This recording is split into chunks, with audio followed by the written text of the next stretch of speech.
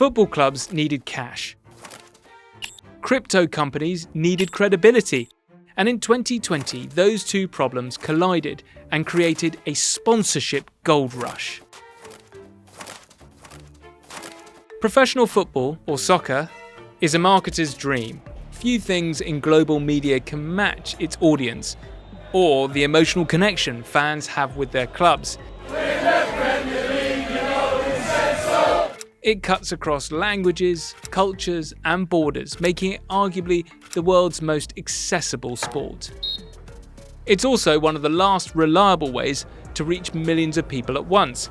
In an era of social media and on-demand viewing, live football remains one of television's biggest audience magnets.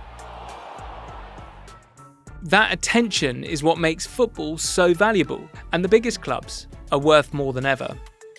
But in 2020, football's commercial engine ground to a halt.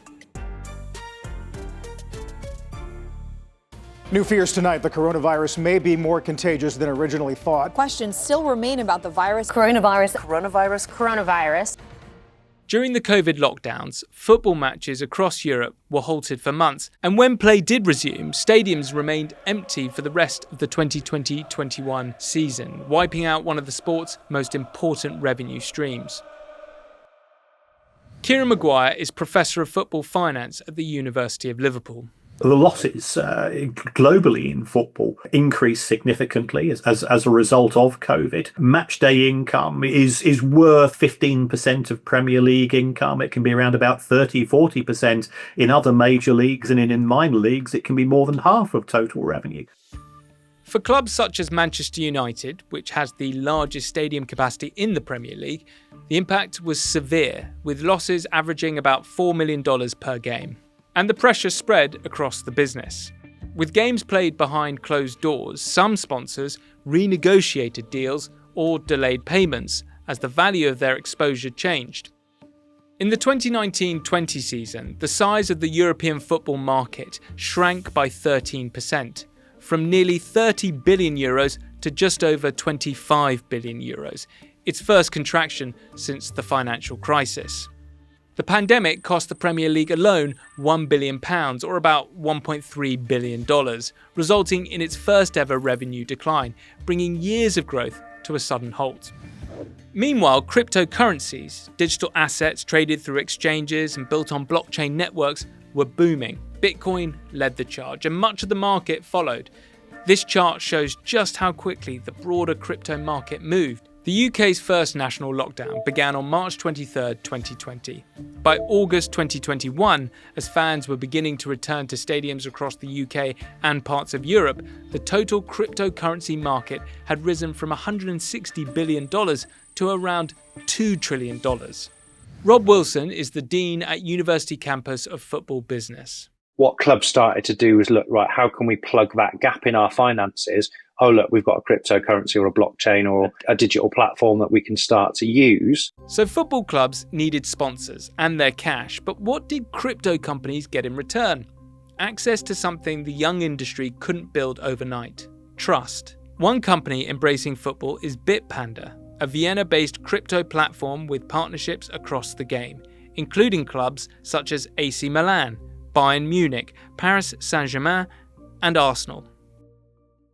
So when it comes to those sponsorships, are you looking to increase brand trust, grow legitimacy, or are you actually trying to acquire customers? I'm a strong believer that one goes with the other. So if you associate yourself with those kind of clubs, if it's in the UK Arsenal or if it's in France with Paris Saint-Germain, and you also use those clubs for activation, we've integrated all of our partnerships into a TV campaign last year. So you see that the recognition of your brand is much stronger. And I believe that we're still in the build-up phase for our brand. So we need strong partners to leverage us up to become an even more known and trusted brand. For crypto firms, a shirt sponsor, sleeve deal, or club partnership wasn't just advertising. It was borrowed credibility, a way to sit alongside institutions that fans already trusted. I was using this phrase, blinded by the check. It was a lot of money, perceived as being relatively little risk as far as the football club was concerned, at a time when the football club was desperate for cash.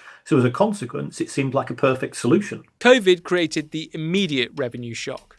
but there was a longer term shift happening too. Football clubs are always looking for new revenue streams. During the 2010s, they began securing hyper-specific brand partnership deals for everything from noodles and deodorant to even tractors.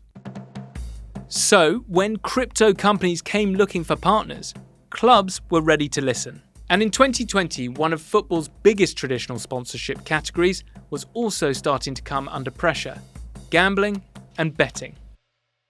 From the commencement of the 2026-2027 season, Premier League clubs are not allowed to have front-of-shirt deals with gambling companies. That vacuum has to be filled somewhere.